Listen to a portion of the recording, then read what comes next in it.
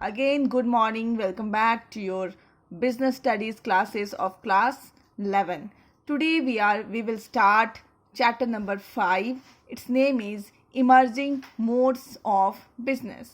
Okay, as you know, this is the world of globalization. Okay, this is a modern world and it is a world of globalization. Globalization means in sitting in India, we are doing business with outside India, or you can say that trade has reached far behind the geographical boundaries of a country. Okay, now the trades had been flourished to the different parts of the countries and in the world.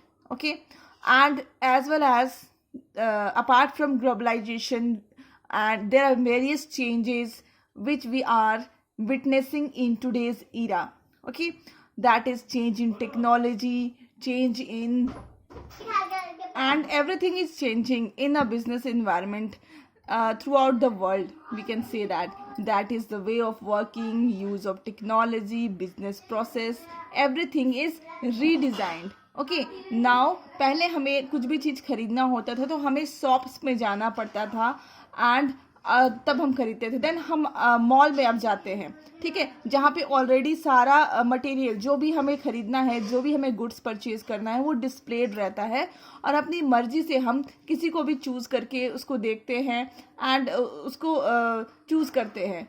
ठीक है, उसके बाद आया online का ज़माना जो कि अभी कोरोना में काफ़ी हेल्पफुल था. आप घर बैठे बैठे क्या करते थे, अपनी कुछ भी ग्रोसरीज, कुछ भी चीज़ें जैसे मोबाइल फ़ोन्स हो गया, anything, any material you need for your daily life, आप उसको क्या कर सकते हो, चूज़ कर सकते हो एंड उसको मंगा सकते हो. तो यहाँ पे हम लोग पढ़ रहे हैं इमर्जिंग मोड्स ऑफ बिजनेस. तो यहाँ पे हम लोग बेसिकली पढ़ने वाले हैं कि इंटरनेट के थ्रू जो बिजनेस आजकल चल रही है हम लोग उसके बारे में पढ़ने वाले हैं. ठीक है, तो there is the major change in the mode of business is emergence of e business, e commerce. E word आगे जुड़ता है, इसका मतलब हम लोग बिजनेस की बात कर रहे हैं जो हम लोग इंटरनेट के थ्रू करते हैं, हम लोग कॉमर्स की बात कर रहे हैं जो हम लोग इंटरनेट के थ्रू कर रहे हैं, and business process outsourcing, BPO. ठीक है, तो ये सारे चीज़ों का हम लोग बात कर रहे हैं. वैसे इस बार आपके टॉपिक में बीपीओ डिलीटेड है, तो बीपीओ के से रिलेटेड जितने भी टॉपिक्स है वो हम लोग इस बार नहीं पढ़ने वाले हैं. थोड़ा सा ब्रीफ डिस्कशन करेंगे केपीओ में, otherwise we are not going to do that. Okay, meaning and scope of e business. ठीक है, सबसे पहले तुम लोग पढ़ते हैं ई बिजनेस की मीनिंग क्या होती है. तो मीनिंग मैंने आपको जो नोट्स भेजा है ये देखो, उसमें ई बिजनेस का बहुत सिंपल मीनिंग दिया हुआ है.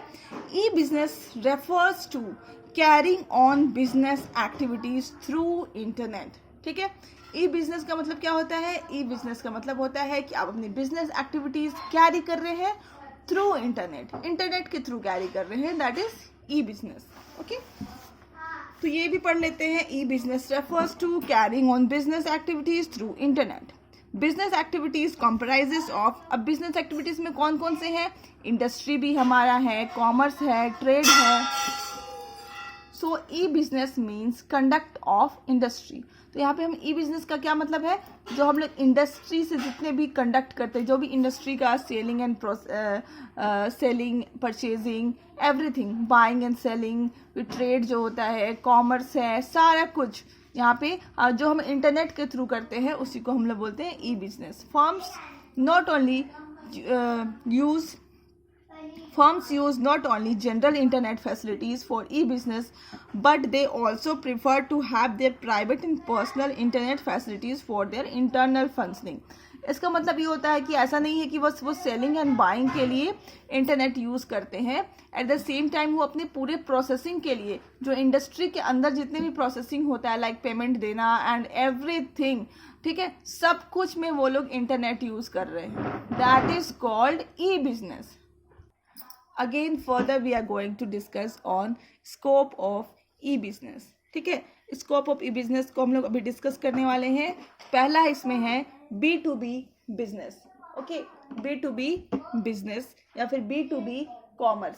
ठीक है, transaction taking place between business units are known as B2B transactions और कॉमर्स। ठीक है, B2B का मतलब होता है कि दो बिजनेस, मान लो दो कंपनीज हैं या फिर दो बिजनेस हैं, ठीक है, एक का नाम है XYZ एंड दूसरे का नाम है ABC, ये दोनों बिजनेसेस हैं। ठीक है, दोनों के बीच में अगर कोई ट्रांजैक्शंस हो रहा है तो हम लोग बोलेंगे B2B कॉमर्स।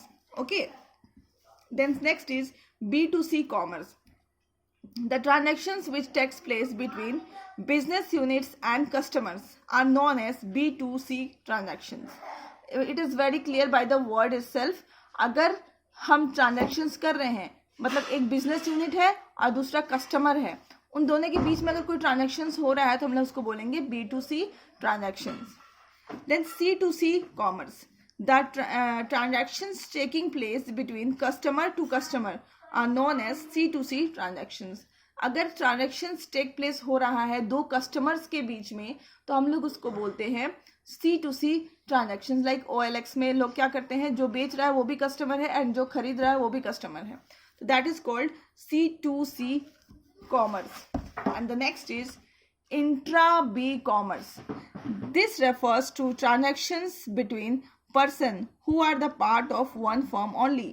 मतलब इसका है, I will explain you, कि एक कोई पर्सन है जो XYZ कंपनी में काम करता है। ठीक है, तो उस पर्सन और फर्म के बीच में, ये देखो एक फर्म है, इस फर्म के अंदर ही मिस्टर X काम करते हैं, तो इस फर्म और इस फर्म और ये पर्सन XYZ X जो है मिस्टर X और इस फर्म के बीच में अगर कोई ट्रांजैक्शन टेक प्लेस हो रहा है तो हम लोग उसको बोलेंगे इंट्रा बी कॉमर्स। मतलब फर्म के अंदर ही में किसी के साथ फर्म का ट्रांजैक्शन हो रहा है, this is called intra B commerce.